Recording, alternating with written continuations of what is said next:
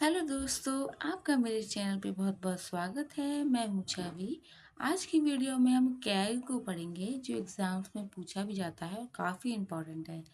इनका प्रावधान आर्टिकल 148 से 151 तक है। कैग की नियुक्ति राष्ट्रपति जी करते हैं।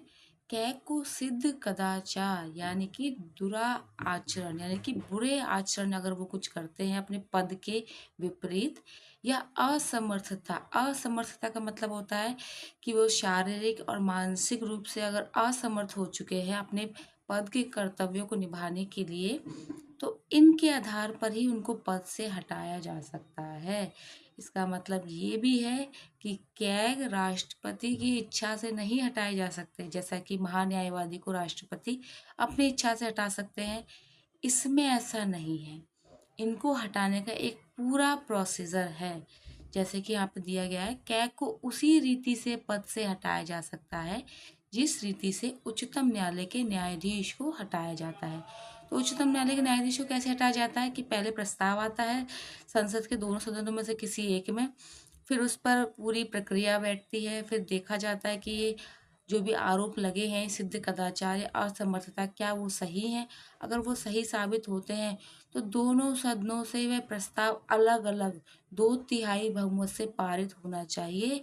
अगर वो पारित हो जाता है तो राष्ट्रपति को उनको पद से हटाना पड़ता है। प्रस्ताव अगर पारित हो जाता है, वो भी दोनों सदनों से अलग अलग होना चाहिए, वो भी 2/3 बहुमत से। कैग को हटाने का और उच्चतम न्यायालय के न्यायाधीश को हटाने का ये प्रोसीजर है। इनकी पदावधि 6 वर्ष है। यदि इससे पूर्व वो 65 वर्ष की आयु पूरा कर लेते हैं तो अवकाश ग्रहण करना पड़ता है, यानी कि रिटायरमेंट उनकी 65 वर्ष की आयु पर हो जाती है। वह राष्ट्र जो कैग हैं अपना त्याग पत्र राष्ट्रपति जी को देते हैं, ये याद रखिए। वह सेवानिवृत्ति के बाद भारत सरकार या राज्य सरकार के अधीन कोई पद धारण नहीं कर सकता। ये काफी इंपॉर्टेंट लाइन है ये।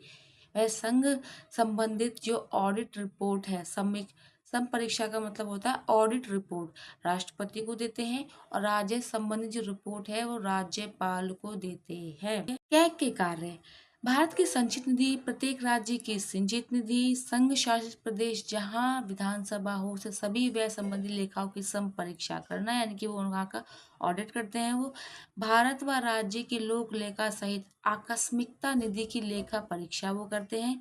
वह संसद की लोक लेखा समिति के गाइड, मित्र और मार्गदर्शक के रूप में कार्य करते हैं। 1976 में कैग को केंद्र सरकार के लेखाओं के संकलन यानी कि अकाउंट्स को इकट्ठा करना, अनुरक्षण का कार्य यानी कि उनको मेंटेनेंस करना से मुक्त कर दिया गया है तथा लेखाओं का विभागीकरण कर दिया गया है। लेखाओं के विभागीकरण से मतलब है कि उनको अलग अलग विभाग के अकॉर्डिंग विभाजित कर दिया गया है अकाउंट्स को।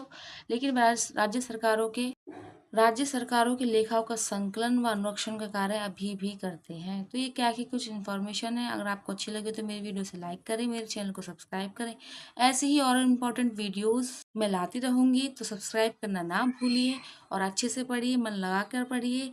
आपका एग्ज़ाम बहुत पास है, तो बिल्कुल भी हार मत मानिए। Bye bye, take care.